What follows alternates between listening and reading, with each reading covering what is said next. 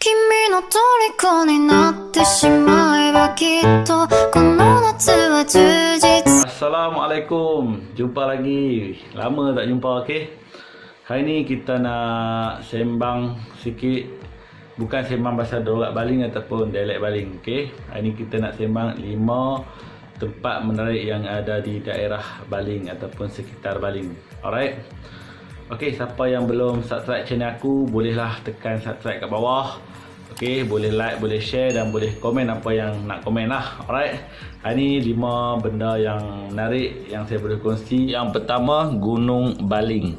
Okey, Gunung Baling adalah gunung batu kapur yang ada di daerah Baling, iaitu di Pekan Baling. Okey.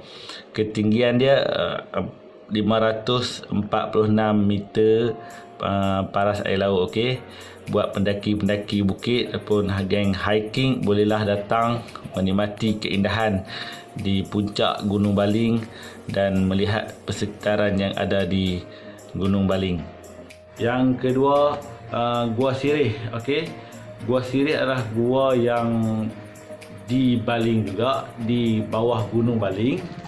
So gua yang cantik yang kita harus torakai dan kita tengok struktur ataupun reka bentuk semula jadi yang ada dalam Gua Sirih ni.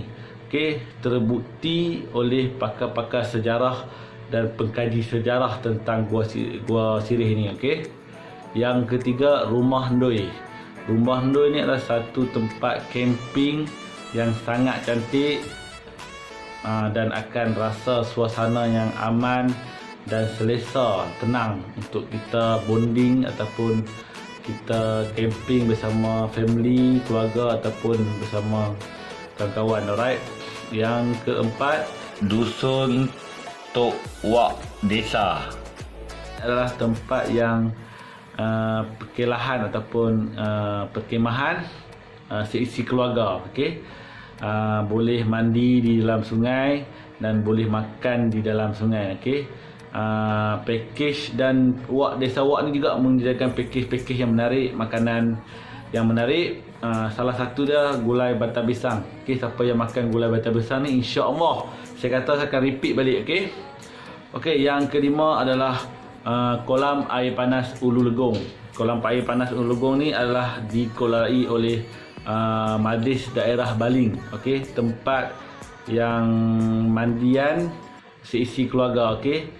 Kolam air panas semula jadi yang ada di daerah Baling yang beribu tahun adanya. Okey. So marilah sama-sama kita datang melihat apa yang ada di daerah Baling. Sama-sama kita menjana ekonomi setempat dan ekonomi negara. Okey. Sekarang kan kita boleh travel dalam negeri dulu. Okey.